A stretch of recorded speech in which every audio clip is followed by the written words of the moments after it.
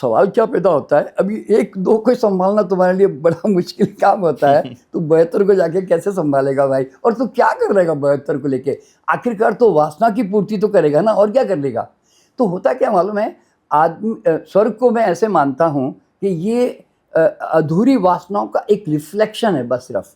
आदमी जो इस जन्म में नहीं देख पाता, पूरी कर पाता ना, तो उसको एक होप कि भाई यहाँ नहीं तो बाद में मरने के बाद तो मिल जाएगा जी वहाँ पे, ऐसे। तो एक तो वो सोचता है, और दूसरी बात क्या है कि शराब की कामना के ऊपर देवता लोग भी सोमरस पीते हैं। अब सोमरस अगर देवता पीते हैं तो देखिए, पीने का मतलब क्या मालूम है, अपने से भागना, मतलब अपने सच्चाई से कौन से उससे थोड़ा दूर हटके जाना है कि मुझे तनाव है, मुझे चिंता है, मुझे कोई दिमाग में प्रॉब्लम है, तभी मैं अपने आप को अपने से भागने की कोशिश करूंगा ना। तो अगर देवता भी शराब पीते हैं तो 100% निश्चित मान के चलना कि देवताओं को भी टेंशन। और तो मेरा मानना क्या मालूम है, देखो जिन लोगों को जीवन का बड़ा स्वाद मिल जाता है ना जी, वो कभी छोटे स्वादों में नहीं उलझेगा। बिल्कुल ठीक है, पर बड़ा अगर देवताओं को बड़ा स्वाद नहीं मिला, इसलिए वो भी सोमरस में डूबे हुए हैं भाई, समझे ना। तो इस तरह की बातें होती है। अच्छा, एक हर आदमी को ना ये जरूर सोचना चाहिए कि ऊपर जाके क्या करेगा। मान लो मैं आपसे कहूँ तुषार जी, आपको सर में जाके आप क्या क्या करोगे, जरा मुझे लिस्ट बना के दोगे जरा, तो आप खुद ही है ना अपने आप पे हंस पड़ोगे। आप 2 लाइन के आगे लिख भी नहीं पाएंगे। नहीं, आपको लगेगा क्या करूंगा यार, मतलब कोई अच्छा खाना खा लूंगा, अच्छी कोई बिल्डिंग में घुस जाऊंगा, या कोई अच्छे गद्दे, शरीर भी नहीं होगा तो खाऊंगा कैसे, गद्दे पे सो जाऊंगा, या कोई अच्छी फिल्म देख लूंगा, मैं करूंगा क्या ऊपर जाके, मतलब। तो आप अगर ध्यान से अगर कोई आदमी अपने आप से पूछे कि मैं स्वर्ग में जाके कर क्या लूंगा यार, तो वो चीज़ फिर उसको सामने आ जाती है। और फिर आप देखोगे कि देखो आज के वैसे अगर गूगल में जाके सर्च करोगे तो 4,500 से 10,000 तक धर्म की चर्चा की गई, इतने रिलीजन है, बिल्कुल तरह तरह की वो संप्रदाय हैं जी। तो हर एक के स्वर्ग भी तो अलग है भाई। हाँ, अब मुसलमानों के अलग, वो तो पुनर्जन्म को ही नहीं मानते। अच्छा, क्रिश्चियन के अलग, चाइना के अलग, कोरिया के अलग, अफ्रीका के अलग। तो भैया तुम जाओगे कौन से स्वर्ग में, ये भी तो सोचने की बात है फिर। ठीक है, अच्छा अब यहाँ पे सवाल क्या पैदा होता है कि गरीब का स्वर्ग हमेशा अलग होता है, क्योंकि गरीब को ज़िंदगी में जो इस जन्म में नहीं मिला ना, तो उसका स्वर्ग में हमेशा अच्छी बिल्डिंग, अच्छे नौकर, अच्छी मालिश कर रहा है, बंगला मिल जाए, बंगला मिल रहा है, बढ़िया गाड़ियाँ हैं ऊपर ऊपर, ऐसे सोचेगा। बिल्कुल। लेकिन अमीर को पूछो ना तुझे कैसा स्वर्ग चाहिए, तो वो धन की इतनी पराकाष्ठा देख चुका होता है, वो कहेगा कुछ नहीं जी, नो फोन कॉल्स, हट्स और जंगल, बस थोड़ा सा नेचर बस जी। तो वो उस तरह की कामना करेगा। बिल्कुल। तो हर आदमी का ऑपोजिट स्वर्ग होता है, सीधी सी बात है ना, क्योंकि वो जीवन में नहीं था, नहीं मिला उसके लिए वो स्वर्ग है। वहां जाके मुझे यहाँ पे किसी ने प्यार नहीं किया, सब स्वार्थी लोग थे, तो ऊपर जाके देखेगा हाँ यहाँ पे सब मुझे कितना प्यार कर रहे हैं, मान लो यही स्वर्ग है। ऐसे तो इस तरह से उनका वो स्वर्ग जो है वो महसूस करेंगे। बिल्कुल। और तो इसलिए लोग है ना मरने के बाद जो स्वर्गवासी लगा देते हैं ना, तो मुझे हैरानी होती है कि कमबख्त पूरा जीवन तो नरक में जी गया और तू ऊपर जाके स्वर्ग में कैसे पहुंच जाएगा यार। क्योंकि स्वर्ग में जाने के लिए वर्तमान का जीवन भी स्वर्ग चाहिए ना, तब फिर वो वर्तमान से भविष्य पैदा होता है। तो जब वर्तमान स्वर्ग नहीं था तो भविष्य कैसे स्वर्ग हो जाएगा भाई, समझे ना। तो लोग लेकिन फिर भी मरने के बाद स्वर्गवासी लगा देते हैं वैसे। तो मैं लोगों को कहता हूं कि नहीं, जीते जी स्वर्गवासी लगाओ, ताकि आप कह सकते हो कि मैं हर पल को स्वर्ग की तरह जी रहा हूं जी, तब फिर वो तुम्हारा भविष्य 100% स्वर्गवासी होगा। अच्छा, अब नरक जो कहते हैं लोग जी, तो नरक तो जो बोलते हैं कढ़ाई में तुझे तला जाएगा, ऐसी तरह लिखी बोलते हैं ना। तो इसका मतलब क्या होता है, देखिए आप जरा सोचो, आपको किसी ने कुछ गाली दे दी, आपके इंसल्ट कर दी, अब आप उस बात को उस समय तो आपने प्रतिक्रिया कर दी, गुस्सा कर दिया, तो आपने एक नरक तो भोग ही लिया था उस समय, ठीक है ना। फिर तुम घर आके वापस उस घटना को वापस रिवाइंड करते हो, अपने माइंड में लेके आते हो, तो तुमने क्या किया, वो फिर वापस कढ़ाई निकाली और उसमें वो विचार उसको तलना शुरू किया, मुझे ऐसा कैसे बोल दिया उसने, ऐसे उसमें खुद को जला खुद को। और फिर वो अभी नहीं, वो कहीं दिनों तक आप कढ़ाई निकालते हो, पकौड़ा फिर वापस डालते रहते हो, फिर निकालते हो, फिर डालते रहते हो। तो इसको कहते हैं कि यानी कि अगर किसी ने आपको कुछ कह दिया और आपने दिमाग में ले लिया, तो आप रोज नरक में तेल की कढ़ाई में तल रहे हो अपने आप को। इसी को नरक कहते हैं। और क्या होता है कि आप उस मूवमेंट को अभी तक ढोए जा रहे हो और खराब किए जा रहे हो, समझे ना, इस तरह से। इसलिए क्या होता है, स्वर्ग नरक जैसी कोई धारणा जो है ना, ये सब एक ज़माने में रही होगी, लेकिन आज साइंटिफिक युग में अगर देखा जाए, there is no hell, there is no heaven. तुम्हारे जो भी तुम कर्म करते हो, गलत कर्म करते हो, तो वो उसमें दो चीज़ें घटती है। या तो वो सोल जो मर जाती है और उसके ऊपर वासना का प्रकोप यानी कि वासना का भूत ज़्यादा होता है उसके ऊपर, यानी खाने पीने का, सेक्स का, उसका धन का, तो वो चेतना अतृप्त होने के कारण जो है ना, वो हायर लेवल के डायमेंशंस में नहीं जाती, क्योंकि उसकी फ्रीक्वेंसी लो है। तो उसको जो है क्या कहते हैं कि लो डायमेंशन वाली सोल बोलते हैं, अर्थ बाउंड सोल्स बोलते हैं हम उसको, अर्थ बाउंड सोल्स, ठीक है ना।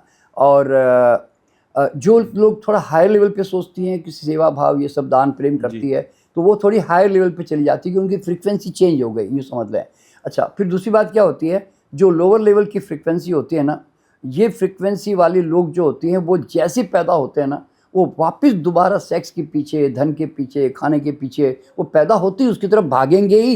यानी कि वो आपको लोअर मिडिल क्लास या इस लेवल के लोगों मिलेंगे जहाँ मतलब जहाँ सैचुरेशन नहीं है किसी भी चीज का। मतलब वो उस तरफ जाएंगे, क्योंकि कारण क्या कि क्योंकि वो अतृप्त आत्मा है अभी भी, वो उसने पूरा नहीं किया, वो नया जन्म ले रहे हैं उन सब चीजों को। नया जन्म। देखिए, अभी मैं एग्जांपल देता हूँ, मैं ये सब चीज़ें दूसरों के साथ भी अनुभव तो किए मैंने, पर मेरे खुद की भी पास्ट लाइफ से मैंने भी अनुभव किया है। अच्छा। क्योंकि मैं जब आपने देखा अपना पास्ट मेरा पास्ट लाइफ में जब मैं एक बाबा था पिछले जन्म में, तो आश्रम में जब मैं ना लोगों को इम्प्रेस करने के लिए ना, मैं कहीं उपवास, उस समय ना जैसे बोलते उपवास करना बोलते तो महात्मा की बड़ी प्रतिष्ठा होती थी। जैसे आज जैन धर्म में भी देखो ना, उनकी यात्रा निकाली जाती है कि देखो जी, ये महाराज ने 1 महीना उपवास किया ऐसे। तो मैं भी उस समय ना उपवास का सहारा लेता था। अब देखिए, अब होता क्या है, 5-7 दिन तो उपवास किया, फिर वो धीरे धीरे अंदर से खाने की इच्छा प्रबल हो रही है, लेकिन संकल्प ले लिया, लोगों के सामने बोल दिया, और अब मैं छुप के भी खा नहीं सकता, मेरे अंदर खाने की इच्छा हो रही है। देखिए, अब ऊपर से क्या कर रहे हो वो बिल्कुल काउंट नहीं होता। अच्छा। आपके अंदर उस समय क्या भाव चलते हैं वो एक्चुअल में काउंट होते हैं। देखिए, 4 स्त्रियां बैठी हुई है और मैं सबके सामने बोलता हूँ मैं तो ब्रह्मचर्य पालन करता हूँ जी, पर 4 स्त्रियों को ऊपर देख के तो सब लोगों के सामने ऐसे बोल रहे हो आप, पर अंदर आपके भाव गलत चल रहे हैं मान लो। बिल्कुल। तो संस्कार जो अंदर चलता ना, उसके बनते ही, ऊपर के एक्शन से नहीं बनते। तो इसलिए जब मैं उपवास भी करता था, तो वो उपवास के अंदर खाने की प्रबल इच्छा होती थी, उसको दबाता गया।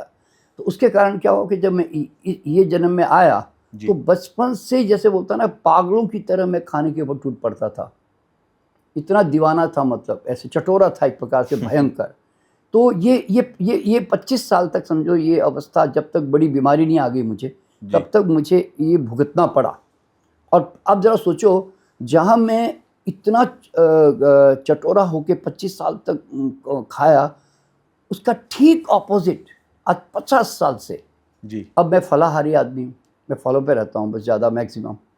I don't eat much cook food, मैं ज़्यादा रोटी चाल नहीं खाता ज़्यादा मैं। तो आप ज़रा सोचो क्यों, क्योंकि वो मेरा पुराना संस्कार है कि जिसमें मैं कम खाने की मेरी आदत भी थी।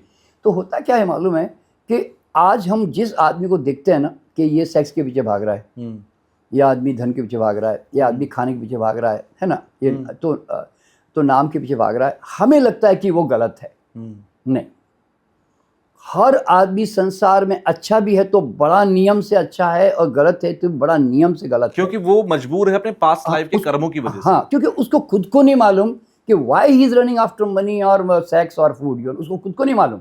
वो खाली भाग के है ना, उसमें जाके जब एक बोलते हैं ना, एक सैचुरेशन पॉइंट आ जाएगा जहाँ थक जाएगा, यानी तो भोग से उसको योग आ जाएगा शायद जी। तो इसलिए अधिकतर आप लोगों ने देखा होगा कि जो लोग रिचनेस की पराकाष्ठा को छू जाते हैं ना जी, दे बिकम स्पिरिचुअल।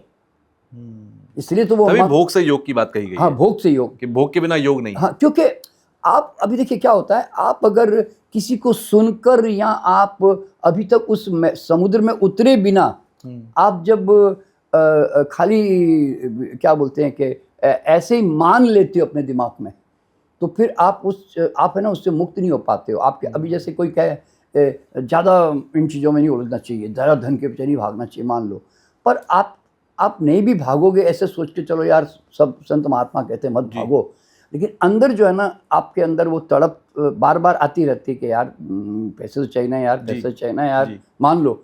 तो उस कंडीशन में क्या होता है, अंदर की जो आत्मा है ना वो अतृप्त रहती है, क्योंकि आपने ना विचार से, बुद्धि से अपने आप को आपने दबा के रखा, लिया, रोक बट के वो रखा। जो क्रेविंग है वो तो क्रेविंग, रहेगी। क्रेविंग अभी खत्म नहीं हुई आपकी, वो फिर अगले बर्थ में फिर वो ट्रांसफर होगी। हाँ, क्या होता है देखिए ना, क्रेविंग खत्म होने का मतलब क्या होता है कि आप जैसे मैंने कुछ साधुओं को देखा मैंने ऐसे कि जब हमने उनको कुछ पैसे ले जाकर उनके चरणों में रखे ना, तो वो बोले कि लेके जाओ इसको, ऐसे, मुझे जरूरत नहीं इसकी।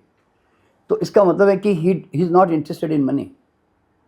तो इसका मतलब है कि तो वो उससे मुक्त हो चुका है, उसके दिमाग में उसको मालूम है कि ये आएगा तो इसको संभालने में मेरा आधा दिमाग इसमें ख़राब हो जाएगा, क्योंकि मुझे इसको रखना पड़ेगा, अपने शिष्य को देना पड़ेगा, बैंक में डाल भैया, उधर कर भैया, तो वो सब यानी कि मैं दुनियादारी में फंस जाऊंगा। बिल्कुल। तो ऐसे लोग जो होते हैं ना वो फिर इनसे मुक्त हो चुके होते हैं। और बड़े बड़े लोग जो होते हैं ना, जो कई बार धन को बहुत ऊंचाई पे देख लेते हैं, फिर वो इन चीज़ों में धन वन के चक्कर में फिर जाते नहीं है, वो फिर सेवा भाव में आने लग जाते हैं। वो कहते हैं कि मुझे दुनिया की उनको पूछे ना क्या करना चाहते हो जी, क्या आपका मिशन है, बोले दुनिया की सेवा करनी जी। यानी कि तब तक इंसान की लाइफ में ट्रांसफॉर्मेशन नहीं आएगा जब तक वो अपनी क्रेविंग को खत्म नहीं करता। जैसी क्रेविंग खत्म वैसी वो शुरू।